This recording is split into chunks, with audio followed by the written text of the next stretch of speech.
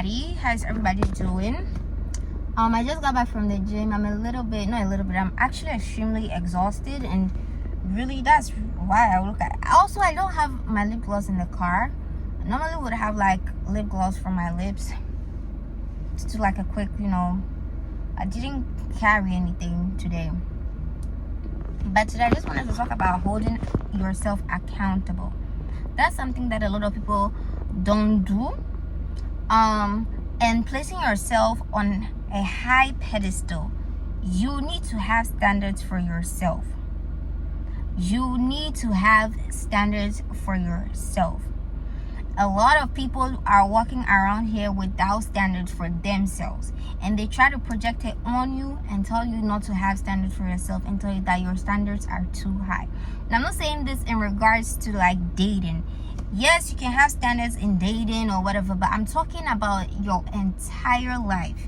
You need to have standards for yourself. For you to wake up every day thinking to yourself, I need to have standards for myself. I should not accept this. I must not accept this. I cannot accept this. It is impossible for me to accept this. That's really how you should live your life. And people will tell you that you are probably doing too much. And that's the thing with standards. When you have standards for yourself, you are always going to be seen as doing too much. You're never going to be seen as doing too little. When you don't have standards for yourself, you are going to be seen as you're doing okay. You're doing normal. And I have a story to back this up. So there was this time when I had just gotten off of work, and my coworker had also gotten off of work, and we had gotten off of work at the same time. My coworker was headed home, right? And he was gonna drive close to where I was gonna get off at.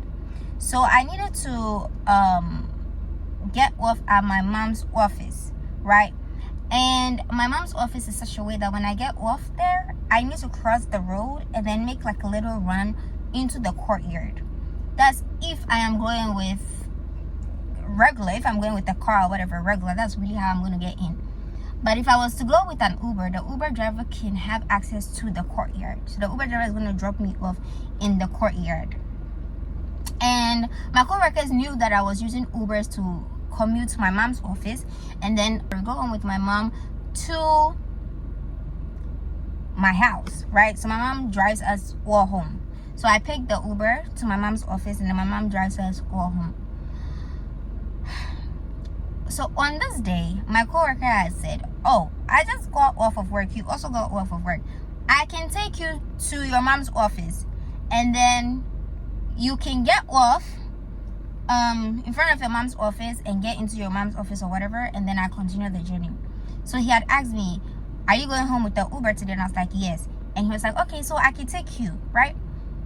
It was a great offer, but there was one thing with regards to that offer. And so I presented it to him. I was like, hey, are you going to drop me off in the courtyard? Are you going to do the whole turn to the courtyard and drop me off in the courtyard? Or you're going to drop me off on the side, and then I would have to do a little run? And the man goes, oh, you drop off of the side and do the little run. I was like, okay, if that be the case, I don't want the ride. I'm going to use an Uber. He had asked me, why do you want to use an Uber if I'm giving you a free ride to your mom's office? You wouldn't have to pay or whatever. And I told him first of all, I wasn't wearing proper shoes to run across the road. And even if, let's put this out there, even if I had proper shoes, and I could run, do the little skedaddle to my mom's office, I still wouldn't do it. I wouldn't do it because it's an inconvenience. I don't want to do that. If I wanted to do that, I would have done it. Mad easy. I don't want to do it. I would have gone home with someone else or whatever. I don't want to do it. I want the Uber ride to the courtyard. So I told him I'm not going to take the offer, even though it's a beautiful offer. I'm not going to take the offer because I don't want to run across the road into my mom's office. I would rather go into the courtyard and get down. This man didn't understand. He fussed and complained about it so much. He said, no, I don't get it. It's a free ride. Why are you denying me? I'm like, I get that it's a free ride. I just don't have to take your offer. I don't have to take your offer. It's a free ride, but it's not going to benefit me in the end. It's going to benefit nobody in the end, probably. Maybe it's going to benefit you more because you get to have conversation with me. but it's not gonna benefit me in the end, because I will get at the bigger picture. I'm gonna get out and I'm gonna do the run, and I don't want to do that. I don't want to do the run. So he said, okay, then I'm not gonna offer you a ride. I was like, okay, cool. So he gets out of the office, and I get out of the office. I book my Uber. My Uber driver comes, and I'm about to sit in the car in the Uber, and I see from the corner of my eye, this man pulls up in his car, and I was like, so are you really going with an Uber? Are you really not going to sit in the car with me? And I said, yes, I'm not. And he said, why? I said, because I don't want to do the run. That's what I've explained. Like, I don't want to do the run. 2, I'm willing to pay for my own Uber and go. 3, it's too late right now. The Uber driver is here. I'm gonna waste the Uber driver's time. I can't even go home with you at this point. So let me just go with the Uber driver and I'll be fine. This man wasn't having it. He said he's gonna pay the Uber driver. So he asked the Uber driver how much for the trip. The Uber driver told him, he said he's gonna pay double. Uber driver can go. So he's paid for the Uber driver's time and gas, so that I can sit in the car with him and drive home, and he's gonna drop me off at my mom's office. And I asked him again, okay, you're willing to pay so that the Uber driver doesn't waste his time or whatever, and I appreciate that. I appreciate that you're willing to pay. The question is, are you going to drop me off in front of my mom's office, or you're going to drop me in the courtyard? He said, I'm going to drop you off to the side. That's what I'm saying. I'm dropping you off to the side. So we go back and forth, and I ended up picking the Uber and then going, because this thing isn't going to benefit me. And that's what I've been trying to tell this man, and he's refusing to understand that it wasn't going to benefit me. So I ended up picking the Uber, and then I drove off. The next day he spoke about it. The next day he told my boss about it. And my boss was like, oh, so he offered you a ride and you decided not to take the ride? I said, yes, I did. My boss said, why? And I explained to my boss the very reason why, which I've explained to this man numerous times, that I'm not going with his option. And this man goes, I'm literally offering you, I'm literally doing you a favor. You should accept it. And then I was like, why do I have to accept it because it's a favor? It's not favorable to me. It's favorable to you, right? If it was favorable to me, then I would accept it. But it's not favorable to me. It's favorable to you. You get to spend more time with me. I guess, because for some odd reason, he's so bent on taking me, right? So there's something in it for you. There's got to be something in it for you. But at the end of it, there's nothing in it for me. Maybe cost. But even with that, I'm picking comfort over cost. I would rather get into the courtyard than do the run.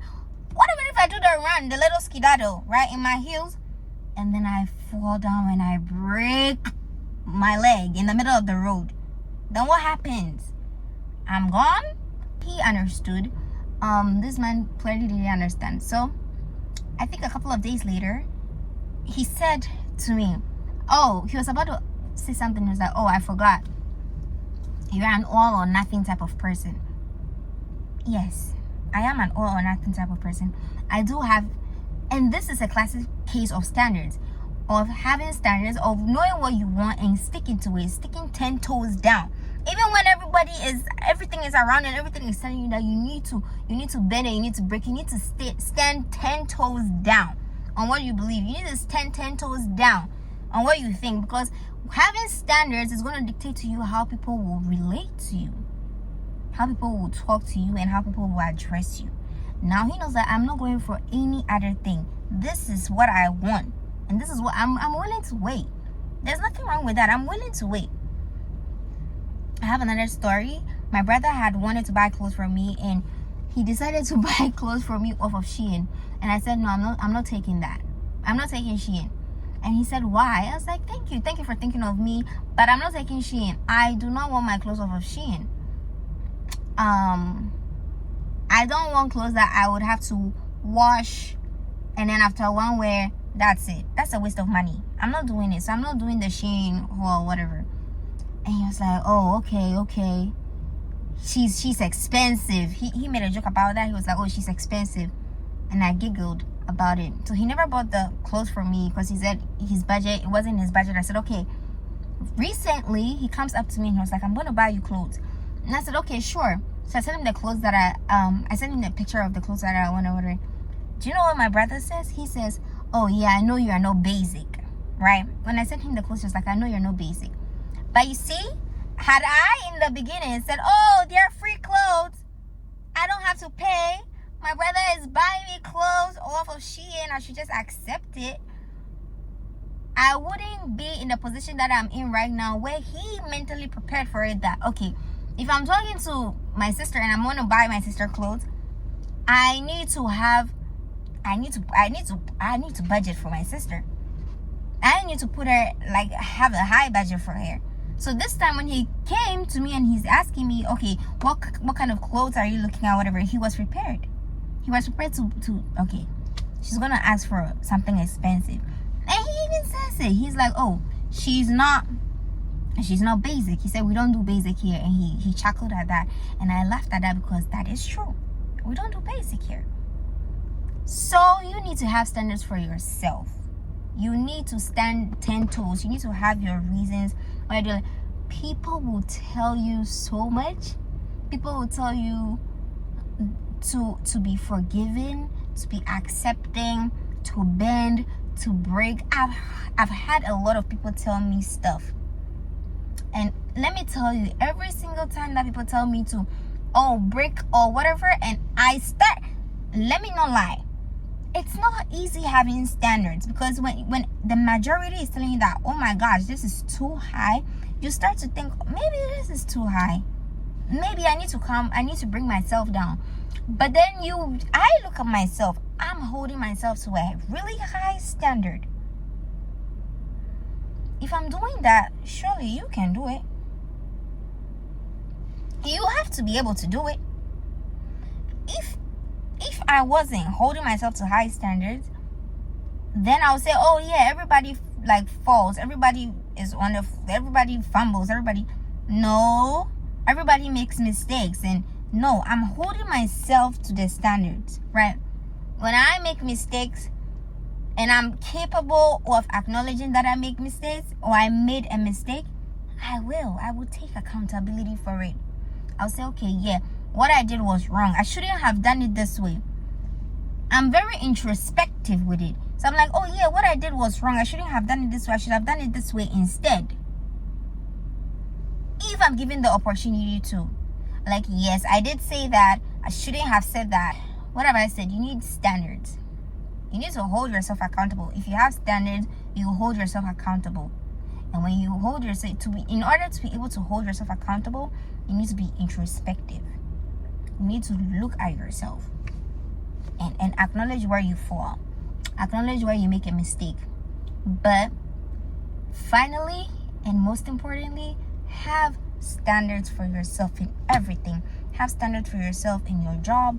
Have standards for yourself in your dating life, if you have one, if you choose to have one. Have standards for yourself in your relationship with Christ, or your religious relationship, whatever. I'm a Christian, so I have standards for myself when it comes to my relationship with Christ. There are days that I don't even want to wake up and pray, but I still do it because it's a commitment, right? I'm holding myself to the highest of standards. Have standards in everything.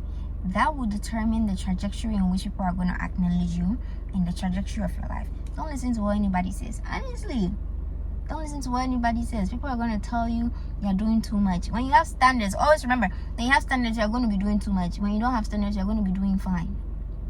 People will tell you you're doing too much, but you are not doing too much. Have standards. And every single time that I've had standards for myself, everything that I've wanted and everything that I've wished for has come to pass. All right, y'all, I'm gonna go home. I'm gonna get something to eat. I'm gonna shower, get something to eat. And also I feel uncomfortable a little bit because I don't have lip gloss on. But I wish everybody a great day.